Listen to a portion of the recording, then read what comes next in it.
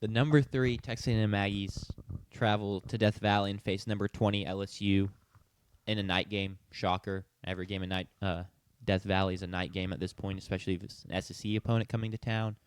And A&M is favored on the road by 2.5, which I don't actually know this, but I'm pretty confident to bet this is our first time being favored at Death Valley since joining the SEC. That feels like a pretty safe bet. But y'all's thoughts on this game? I mean, it's another night game, which I think you already said, but just the continuation of LSU getting night games is tough for y'all. But, yeah, I will be interested to see, like, y'all put up a lot of points on Arkansas. Y'all put up a lot of points on Notre Dame. But this LSU defense is really good. Right now, they're allowing 15.3 points per game. That's 7th in the country. So their defense is fantastic. The offense just continues to struggle, only scoring 20 points a game. I think that y'all should be able to go in this game and pass the ball. I think that your wide receiver core and Marcel Reed are good enough that you should be able to get that done. As good as the LSU secondary is, I think y'all should be able to go in there and get that done.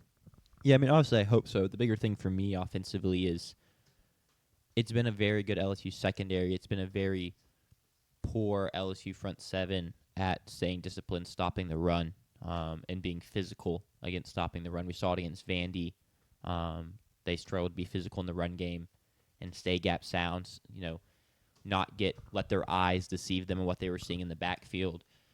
And Marcel Reed doesn't play like Diego Pavia, but he can run just like Diego Pavia can. Mm-hmm. So I hope we use that a lot, and hopefully we can get this LSU front seven on their back heels, really pound the rock, and then we can use our weapons in the passing game and open that up. Still no Le'Veon Moss? Still no Le'Veon Moss.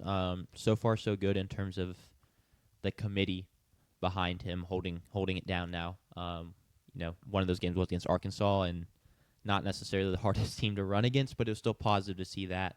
Hopefully we can just go and establish the run. This LSU team has shown to be soft over these past couple weeks. Yeah. And the one thing I've taken pride in as an A&M fan is we have not been soft. We've, especially on the offense, with the offensive line and the running backs, they pride themselves on being a very physical facet of our game.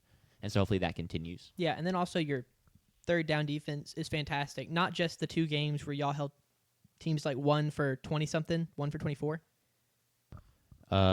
Somewhere in there. Y'all's defense was fantastic. Right now, you're holding teams to 22.73% conversion rate. So that's on third downs. That's incredible. That's the second in the country. It's really good.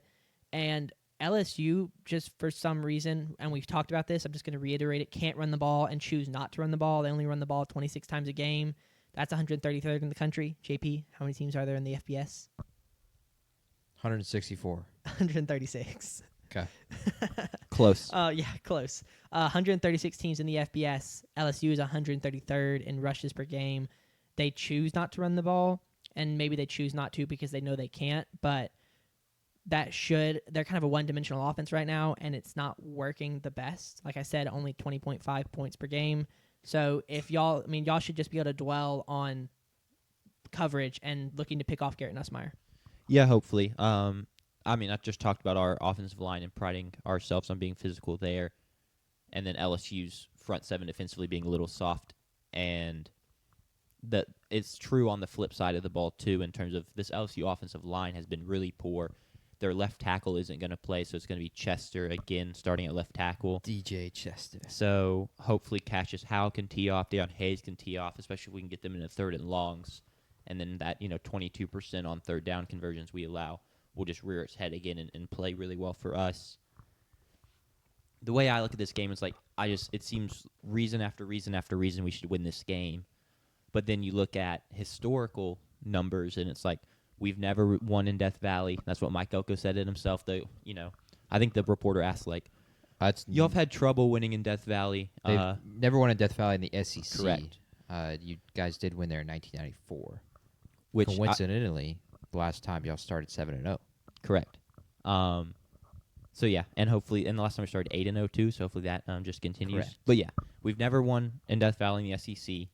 LSU just doesn't really lose at home in general, even in down years. I think there's a chance, as much as I've called them soft repeatedly in this segment, that they take pride and that crowd gets behind them and Yeah. and Oh, they yeah. play a lot tougher. You think?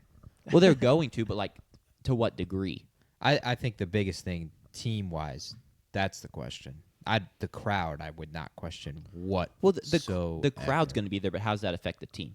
I know 100% the crowd's I going to can be tell there. you can positively affect them. I can tell you firsthand that is exactly what happened when Austin Williams muffs a punt.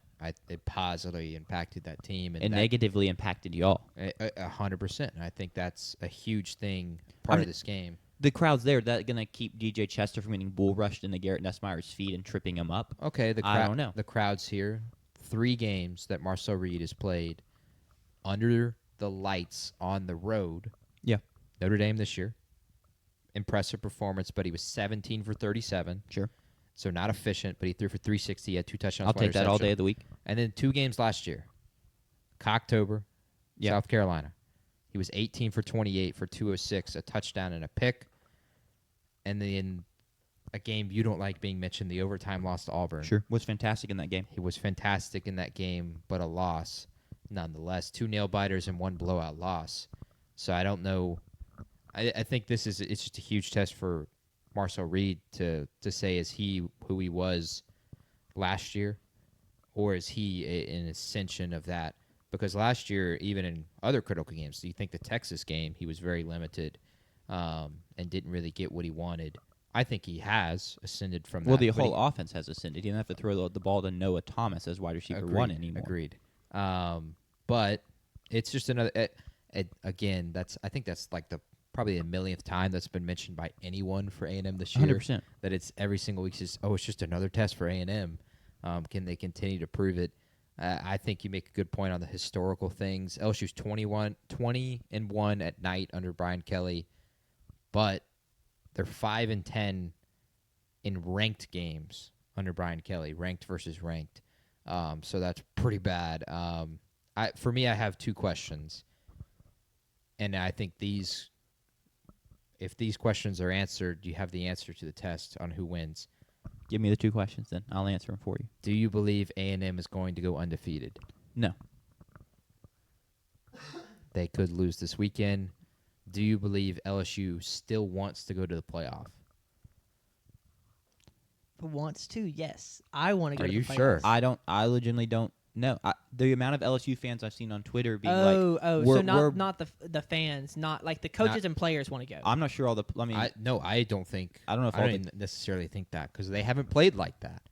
That's crazy. They have not played like that. we just had a player of theirs enter the transfer portal, like stuff like that. But I mean, even the fans, like A&M fans, are trying to trash talk them on Twitter, and they're not fighting back because they're so Yeah. broken.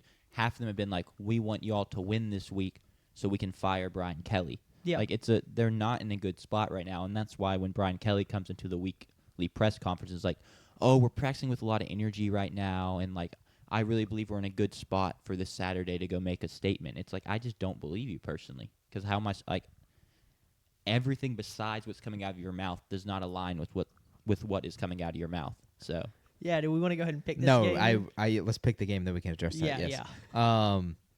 Yeah. So those are my 2 questions. Do you think Texas A&M is going to go undefeated? They may lose this weekend, and then I agree with Jack. I'm not sure that this LSU team still wants to go to the playoff. Brian Kelly 20-1 in night games at LSU. The 1 loss last year when he got boat raced by Alabama. I'm gonna pick it with precedent, and then force A&M to prove me wrong, and I'll take LSU in a close one. I'll take Marcel Reed to struggle.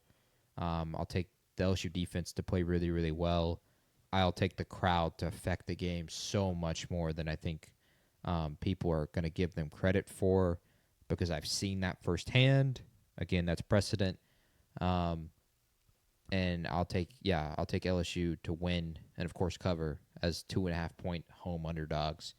Give me the Tigers. I'll be cheering for the Aggies, though. sure, Yeah. Sanders. I think I'm going to hop on board that train of the crowd and the environment affecting the teams, because it almost always does.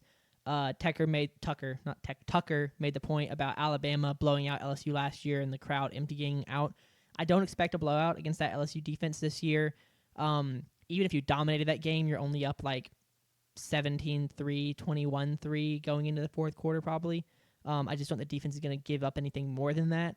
And so I don't see the crowd giving up on LSU that quickly or in that manner. So yeah, I'm gonna hop on board the A&M or the LSU to cover train.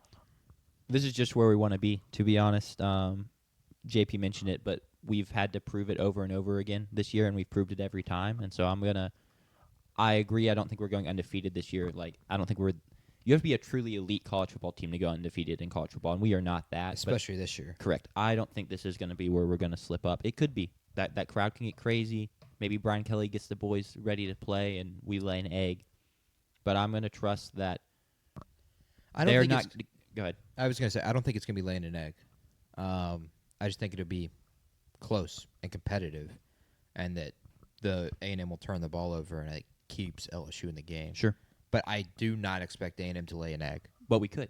You never know. I don't expect it either, which is why I'm picking us to win. But I just personally think their offense isn't good enough to pull away in any facet, and then I'm going to trust our offense to come through when the game's close and make plays to win. So give me A&M to win, and obviously give me A&M to cover the 2.5, because I'd be crazy to be like A&M wins by 2, A&M wins by 1.